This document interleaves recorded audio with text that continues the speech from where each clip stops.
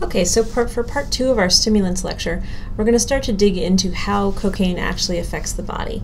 And basically, there's a lot that we still don't understand about it. It's a very complex mechanism of action, and we definitely know that cocaine blocks the reuptake of 3 important neurotransmitters: dopamine, serotonin, and norepinephrine. So by blocking the reuptake, it increases the presence of those neurotransmitters in the synapse. And if you think about the purposes of those neurotransmitters, dopamine, serotonin, those are ones that we're familiar with hearing about as neurotransmitters associated with sensation of pleasure and energy. So those are, if you can start to think about how those neurotransmitters affect or are related to the effects of the drug, by blocking the reuptake of those neurotransmitters, it increases the sensations associated with those neurotransmitters. But we also know that there are some connections to both GABA and glutamate among the other neurotransmitters. So some things we don't understand, but we'll dig a little bit more into what we do have so far. All right, so when we talk about how cocaine affects the body, it does affect the body differently on different time frames depending on how the cocaine is consumed. So the slowest method is going to be the original one, chewing or sucking on coca leaves. The cocaine is absorbed slowly and the effects are felt slowly over a longer time frame. And then insufflation or snorting. This is when, of course, the cocaine is inhaled through the nose and absorbed through the nasal mucous membranes. This is more rapid absorption and more rapid onset.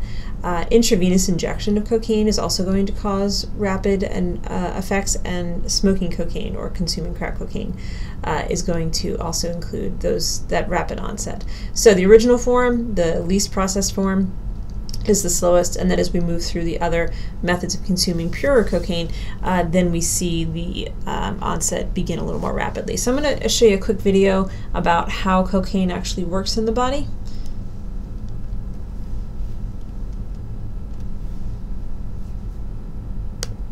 In the words of music legend Whitney Houston, "Crack is whack." But with all the extra attention lately, thanks to Toronto Mayor Rob Ford, what exactly is crack cocaine? Is it really as whack as it's portrayed to be? Crack is simply another form of cocaine which comes from the leaves of a coca plant. After mixing powdered cocaine with a weak base such as baking soda, it changes composition and a solid is produced, often referred to as rocks. This solid has a much lower melting point than cocaine, allowing it to be smoked as opposed to snorted. In fact, it's called crack because of the sound it makes when heated. But why smoke it? Well, the lungs are an extremely quick and effective way of getting something into the bloodstream. Those with asthma, for example, use inhalers to quickly put a drug directly into their system. When smoke meets the large surface area in your lungs, it too slips right through the membrane and heads straight to your brain in as little as 8 seconds. This is much faster and more intense than the effects of snorted cocaine, which generally takes around 10 minutes to reach the brain. However, once in the brain, crack and cocaine are effectively identical. Initially, users feel energized, alert, and much more aware of their senses. In the brain, crack acts on the ventral tegmental area, releasing large amounts of dopamine, the chemical often associated with feelings of pleasure and euphoria. This dopamine travels between brain cells, called neurons, and binds to receptors that trigger the good feelings. Now, normally, this dopamine would be reabsorbed back into the neuron by a dopamine transporter. However, crack alters this process. It attaches to the transporter and blocks the reabsorption, allowing dopamine to build up and continually stimulate the receptors. As a result, you feel, well, really good for about 10 minutes. But soon after, the dopamine levels in the brain plummet, causing an extreme low and often feelings of depression, which is why many users typically smoke more, hoping to reach that high again.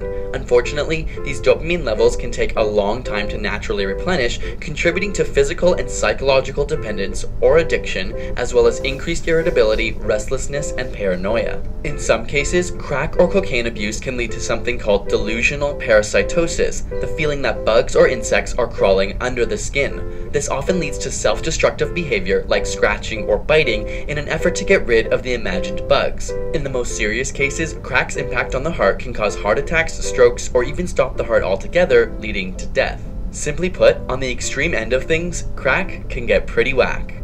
Thanks to Audible.com for giving you a free audiobook. All right, so now that we've got that important issue settled, I do like that video because I think it gives an excellent visual on how cocaine actually affects that neurotransmitter uptake. And it gets into some of the toxicities that we'll discuss a little later in our lecture. But in the meantime, it is consumed typically through the respiratory system. And then we're going to talk about elimination. So cocaine this particular drug is metabolized by enzymes in both blood and the liver, and its half-life is approximately 1 hour.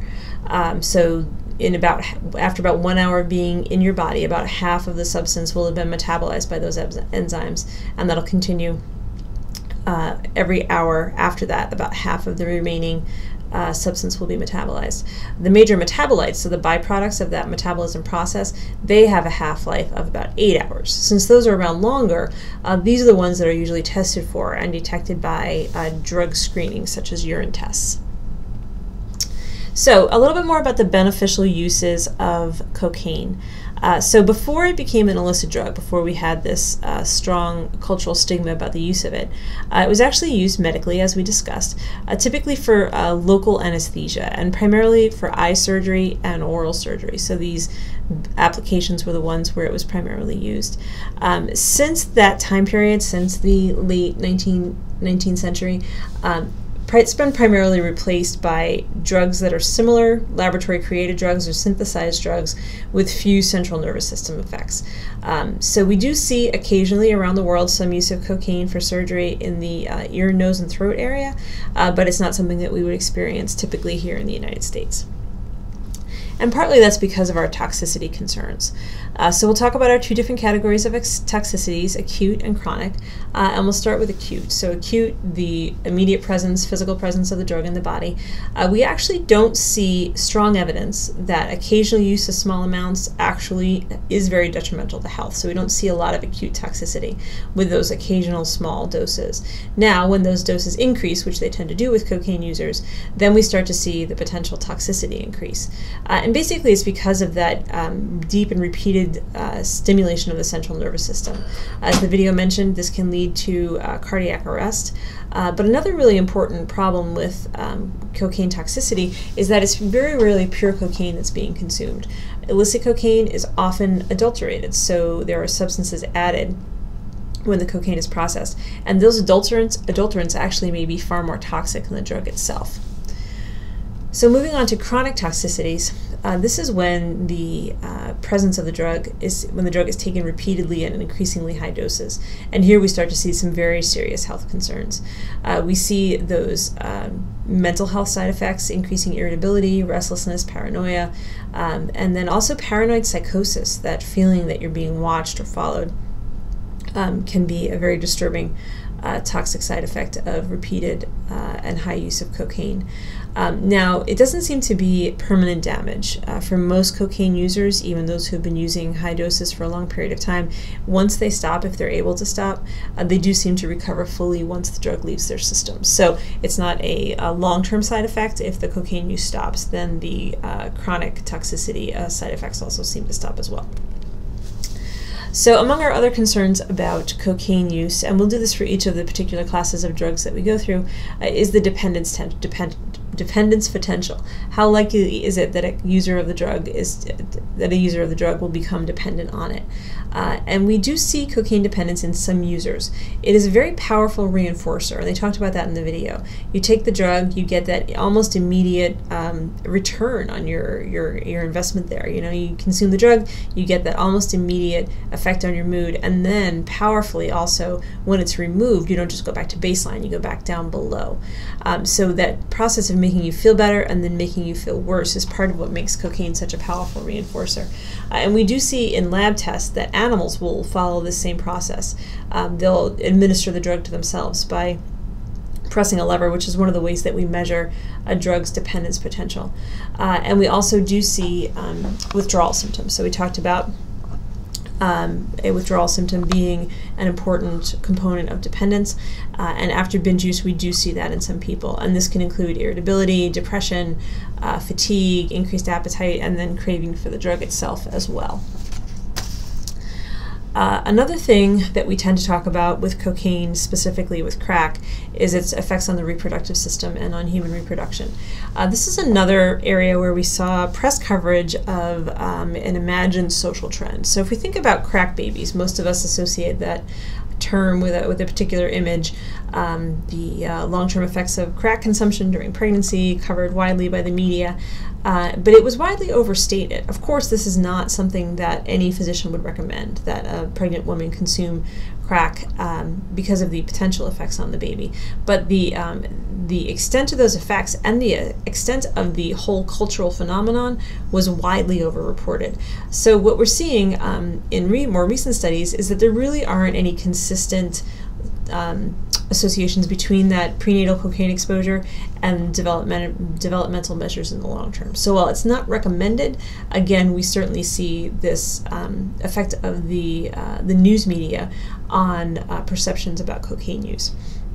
And some of the real risks of cocaine use during pregnancy would definitely include increased risk of miscarriage and damage to the placenta. So definitely not recommended, but we do not see the long-term mental side effects that were widely reported during the media's crack baby phase.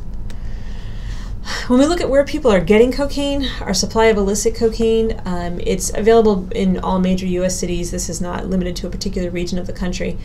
We haven't seen a lot of change in the processing or the price. So the price and the purity have remained stable for about the past decade, and most of the cocaine that comes into the United States comes from South America, Peru, Bolivia, and Colombia. Kind of makes sense if we think about where the coca bushes themselves were located. When we talk about current patterns of use, we're going to compare those two major studies that we talked about, NISDA and the Monitoring the Future surveys, and we see similar results here, which increases our confidence that the data is actually accurate. And we see less than 2% of adults currently using cocaine as of 2010 here in the United States, and that's down from a higher rate of use in the 80s. Between 7 and 9% was what was reported at that time. And in general, because we're about to move on to our discussion of amphetamines, we see use of cocaine and amphetamine cycle in opposition. So as cocaine use increases, amphetamine use decreases, and vice versa. So part of the reason why we see that lower rate of cocaine use in the US is because our amphetamine use has been increasing at the same time. So that'll wrap up our second lecture segment, and we'll be back for part 3 discussing amphetamines.